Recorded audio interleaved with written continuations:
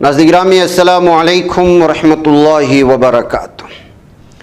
سیدھی بات کے تازہ ترین پرائم ٹائم میں آپ لوگوں کا استقبال ہے۔ ناظرین گرامی، میں انصار عزیز ندوی اس وقت آپ لوگوں کے سامنے کچھ اہم ترین خبریں، کچھ وائرل ویڈیوز اور کچھ تنقیدی تجزیے لے کر کے حاضر ہوا ہوں۔ تفصیلات میں جانے سے پہلے آپ لوگوں سے جو درخواست ہوتی ہے اس پر ضرور توجہ کریں۔ ناظرین گرامی، آج میری پہلی خبر ہے بنگلہ دیش کی۔ بنگلہ دیش کی جو خبریں ہیں وہ انتہائی خطرناک، تشویشناک، ہیبتناک ہیں۔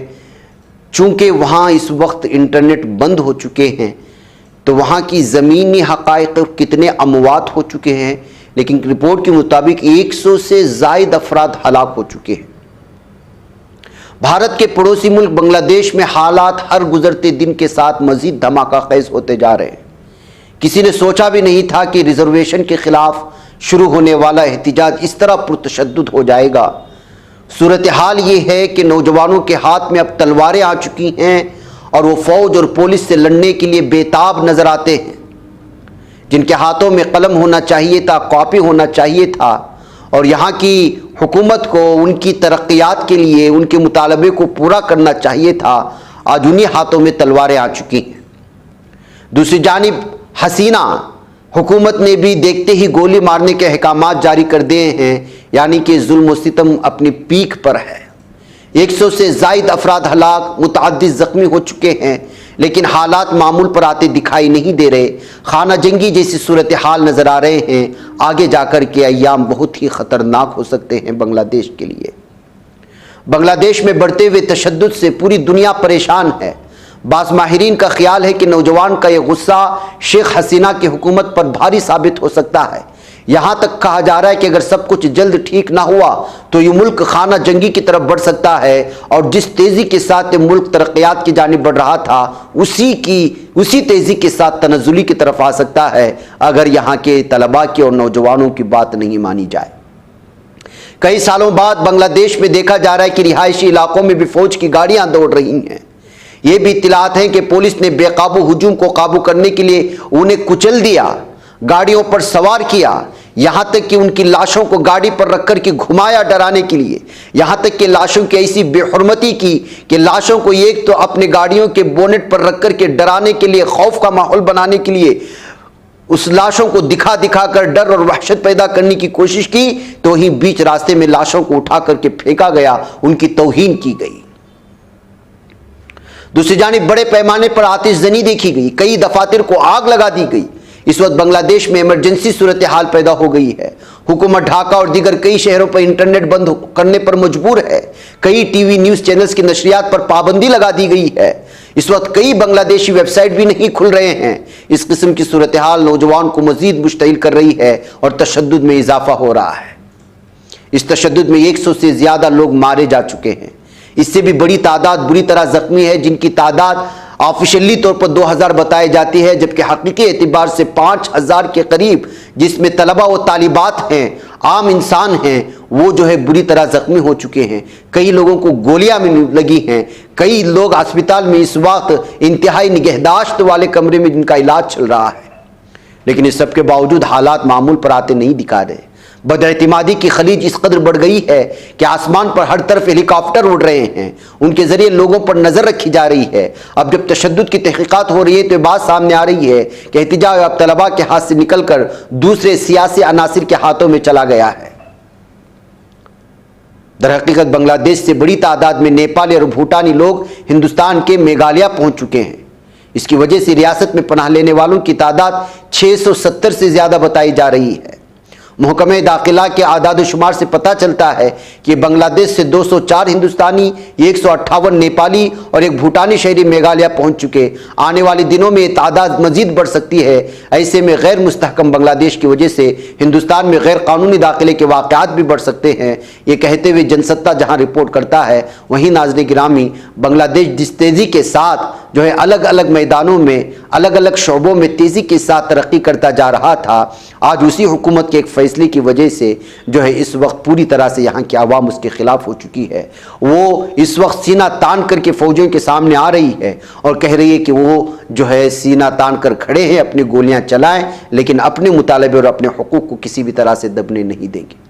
یہ صورتحال اس وقت بھیانک انداز میں بنگلہ دیش کے آ رہے ہیں۔ ناظرین گرامی، بہت سارے لوگوں نے سوال کیا تھا کہ بنگلہ دیش میں آخر کیا ہو رہا ہے، کیا وجہ ہے؟ اصل وجہ یہی ہے کہ وہاں کے طلباء نے ایک ایسے ریزرویشن کو کینسل کرنے کا مطالبہ کیا ہے جو جنگ آزادی کے موقع پر وہاں پر حصہ لیا تھا، اور اسی طرح سے جو ہے لگتے ہوئے کچھ مطالبات تھے، کچھ مطالبات کو ریجیکٹ کرنا تھا۔ جو حکومت کا تازہ بیان آیا تھا، تازہ جو ہے ان کا ایک فیصلہ ہوا تھا، اور اپنے مطالبات طلبہ رکھ رہے تھے۔ اسی درمیان میں یہ ساری صورتحال پیدا ہوئی ہے۔ بہرکیف دیکھتے ہیں کہ جو ہے کب وہاں کا نیٹ کھلے گا اور پھر وہاں کی کچھ تفصیلات ہم تک پہنچنے کی کوشش ہوگی۔ ناظرین گرامی، بھارت میں نفرت دکانوں تک پہنچ گئی، اور جو ہے زمینوں تک پہنچ گئی، گھروں تک پہنچ گئی، مسجدوں تک پہنچ گئی، مسجدیں تڑوائی جا رہی ہیں، درگاہوں پر قبضہ ہو رہا ہے، اور پھر مکانات کو غیر قانونی کہہ کر کے منہدم کیا جا رہا ہے۔ چھوٹے چھوٹے دکانداروں کو نہیں چھوڑا جا رہا، اب مشاعرے بھی اس کی زد میں آ رہے ہیں، یا یوں کہا جا سکتا ہے کہ شاعر حضرات بھی ان کے زد میں آ رہے ہیں۔ بی جے پی کے RLD کے ایک لیڈر نے ہفتے کے روز دعویٰ کیا کہ بی جے پی کے کچھ لیڈروں کے اعتراضات کے بعد شاعرہ شبینہ ادیب میرٹھ میں ہونے والے ایک مشاعرے میں شرکت نہیں کر سکی۔ شبینہ ادیب نے ہفتے کو میرٹھ میں نوچندی میلے میں منعقدہ سالانہ آل انڈیا مشاعرے میں شرکت کرنا تھا۔ سابق وزیر اور بی جے پی کے حلیف راشٹریہ لوک دل کے جنرل سیکریٹری معراج الدین احمد، جو اس تقریب کی انتظامی کمیٹی کی سربراہ ہیں، انہوں نے کہا ایک سازش کے تحت شبینہ ادیب کی شاعری کا ایک پرانا ویڈیو وائرل کیا گیا۔ انہیں اس بہانے تقریب میں پرفارم کرنے سے روک دیا گیا، جو کہ بہت ہی برا ہے۔ شبینہ کا کلام فرقہ وارانہ ہم آہنگی کے لیے اچھا نہیں ہے، اس طرح کا الزام ان پر لگا۔ ان کا کہنا تھا کہ بعد میں شبینہ ادیب بھی راضی ہو گئی اور یہ کہہ کر پرفارم کرنے نہیں آئی کہ ان کی طبیعت ٹھیک نہیں ہے۔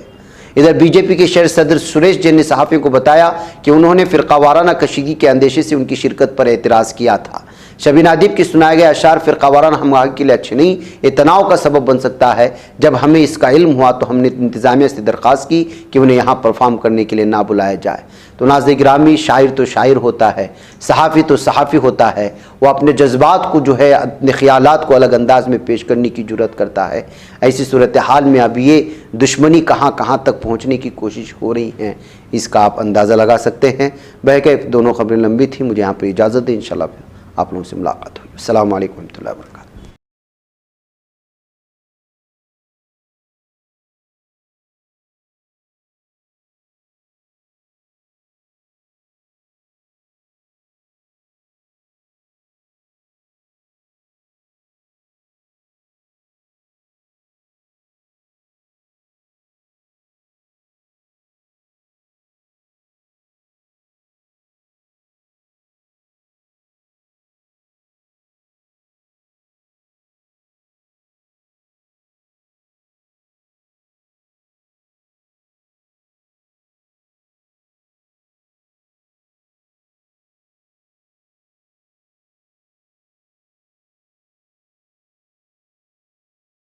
یہ چینل حق نگر بن کر کچل دیتا ہے فتنوں کو، اگر گندی ہو پالیسی تو مرتے دیکھ کتنوں کو، اسی بازار میں بکتے ہوئے دیکھا ہے سپنوں کو، سبھی یکساں ہے یہ پیغام دو غیروں کو اپنوں کو، وطن اہل وطن کا ہے گلے بے خار سیدھی بات۔